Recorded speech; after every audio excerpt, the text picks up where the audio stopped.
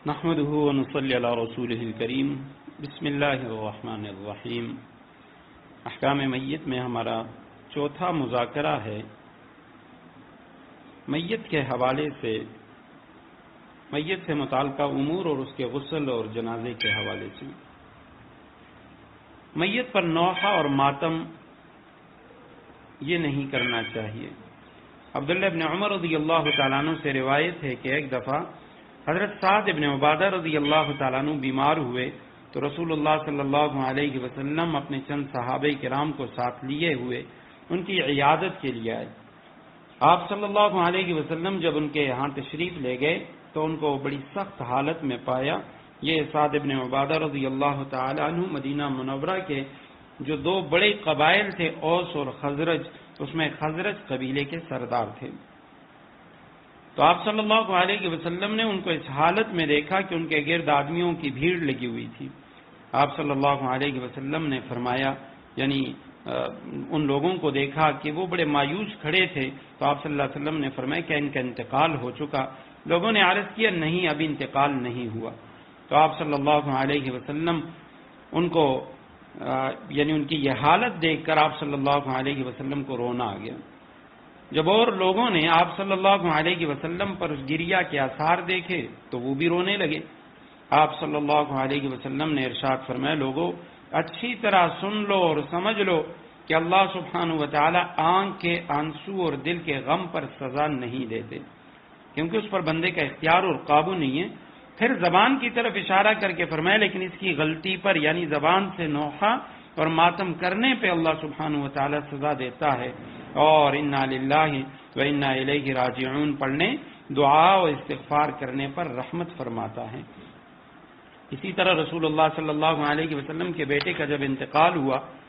تو آپ صلی اللہ علیہ وسلم کے صاحبزادے حضرت ابراہیم رضی اللہ تعالیٰ عنہ کا، تو آپ صلی اللہ علیہ وسلم کی مبارک آنکھوں سے آنسو جاری تھے۔ صحابی رسول پوچھتے ہیں، یا رسول اللہ آپ تو ہمیں رونے سے منع کرتے ہیں اور خود آپ رو رہے ہیں۔ تو آپ صلی اللہ علیہ وسلم نے فرمایا، العین تدمع والقلب یحزن، آنکھ روتی ہے اور دل غمگین ہوتا ہے، اور لا نقول، ہم نہیں کہتے مگر وہ جو اللہ سبحانہ وتعالی نے جس کا ہمیں حکم دیا ہے، انا للہ و انا الیہ راجعون، ہم اللہ ہی کے لیے ہیں اور اللہ ہی کی طرف ہم نے لوٹنا ہے۔ اور آپ صلی اللہ علیہ وسلم نے حضرت ابراہیم رضی اللہ تعالیٰ عنہ سے فرمایا اپنے لخت جگر سے کہ ابراہیم بے شک تیری جدائی پہ ہم بڑے غمگین ہیں۔ تو رسول اللہ صلی اللہ علیہ وسلم نے دل کے غم یا آنسو بہانے سے منع نہیں کیا۔ ہاں رسول اللہ صلی اللہ علیہ وسلم نے نوحہ کرنے، ماتم کرنے، اپنے گریبان کو پھاڑنے، بال نوچنے، چہرے کو نوچنے سے منع فرمائے۔ حضرت ابو سعید خدری رضی اللہ تعالیٰ عنہ کی روایت ہے، رسول اللہ صلی اللہ علیہ وسلم نے فرمایا، لیس منا من ضرب الخدود وشق الجیوب ودعا بدعوى الجاہلیہ، کہ ہم میں سے نہیں ہے، میرے دین پہ نہیں ہے، میرے طریقے پہ نہیں ہے وہ شخص، وہ مرد یا عورت کہ جو منشق الجیوب، جو اپنے گریبانوں کو پھاڑے اور جو نوحہ کرے، آواز کے ساتھ روئے،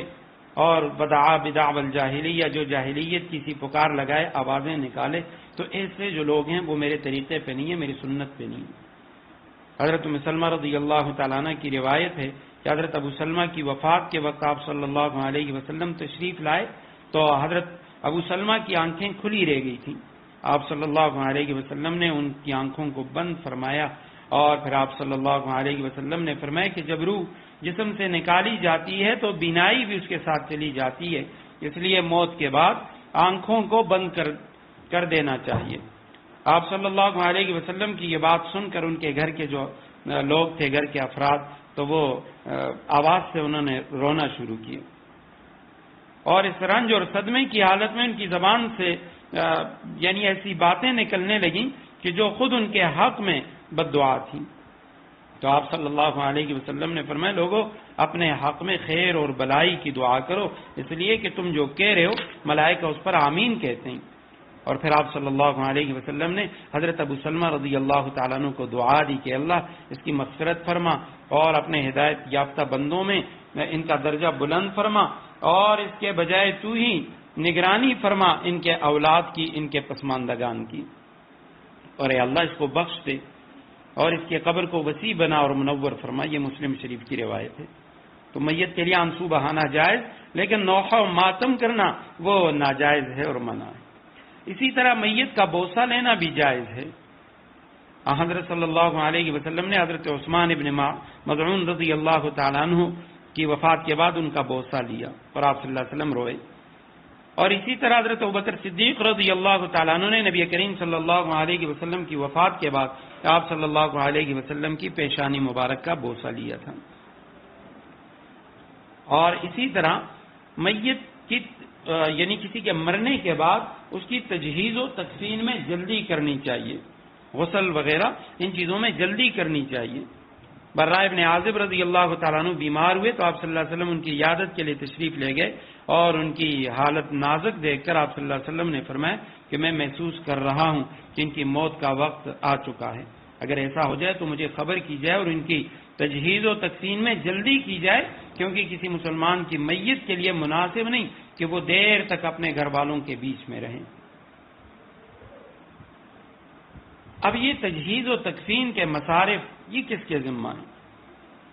اور غسل کون دے گا؟ انشاءاللہ اس کا تفصیلی طریقہ بھی میں بتاؤں گا، لیکن غسل دینا اور اسی طرح یعنی تجہیز و تکفین کے جو مصارف ہیں وہ برداشت کرنا، اس پہ بہت بڑا اجر ہے۔ پہلی بات تو یہ ہے کہ غسل، خوشبو، کفن، جنازہ، دفن وغیرہ اس کے مصارف اگر میت کی اپنی کوئی اس نے ترکہ چھوڑا ہوا ہے، مال چھوڑا ہوا ہے، تو اسی میں سے اس کا یہ تجہیز و تکفین کی جائے گی۔ اور یہ بات بھی یاد رکھنی چاہیے کہ کسی شخص کے مرتے ہی اس کے ساتھ 4 قسم کے، اس کی جو وراثت ہے اس کے ساتھ 4 قسم کے حقوق وہ لازم ہو جاتے ہیں۔ پہلی چیز اس کی تجہیز و تکفین ہے، اور اس کے بعد دوسری چیز جو ہے وہ اس کے جو قرضے وغیرہ ہیں اس کی ادائیگی ہے۔ تیسری چیز جو ہے وہ اس کی وصیت ہے، اگر اس نے کوئی وصیت کی ہے تو اس کے 1/3 مال میں سے اس کی وصیت کو پورا کیا جائے گا، اور اس کے بعد چوتھی چیز جو ہے وہ اس کے مال کا ورثاء کے اندر تقسیم ہونا ہے۔ لوگ اس میں غفلت کرتے ہیں اور فوراً ہی مرنے کے بعد ہی مختلف چیزیں، کوئی کیا لے جاتا ہے، کوئی کہتا ہے یہ چیز میری ہو گئی، یہ علماء نے لکھا ہے یہ سب ناجائز ہے۔ اس میت کی ہر چیز اس پہ اب کسی کی ملکیت نہیں، اس میں تمام ورثاء برابر کے شریک ہیں، تو لہذا سب ورثاء کی مرضی سے اب اس کے اندر یہ 4 چیزیں کی جائیں گی۔ پہلی جو چیزیں ہیں ان کا تعلق تو میت کے ساتھ ہے، اس کے کفن دفن، اس کے قرضے اور اس کی وصیت، وہ بھی 1/3 میں، 1/3 سے زیادہ میں وصیت نافذ نہیں ہوتی، اور اس کے بعد جو ہے اس کے جو ورثاء ہیں اس کے اندر وہ مال تقسیم کیا جائے گا۔ تو اگر میت نے کوئی مال نہیں چھوڑا تو دنیا میں جس شخص کے اوپر اس کا نان نفقہ تھا، اگر وہ کوئی بوڑھا شخص ہے بیٹے کے ساتھ رہ رہا تھا تو بیٹا اس کا تجہیز و تکفین کا انتظام کرے گا، اگر کوئی لڑکا فوت ہوا ہے یا باپ کے ساتھ وہ رہ رہا تھا تو اس کا باپ وہ اس کے تجہیز و تکفین کا انتظام کرے گا۔ اور اگر وہ کوئی ایسا فقیر ہے کہ جس کے پاس کوئی مال نہیں، نہ اس کے ورثاء کے پاس کوئی اس کے تجہیز و تکفین کا انتظام ہے، تو پھر جو حکومت وقت ہے اس پہ یہ لازم ہے کہ وہ اس شخص کی تجہیز و تکفین کے جو مصارف ہیں وہ بیت المال سے ادا کرے گا۔ اور اس میں اگر کوئی اور شخص اپنی طرف سے کسی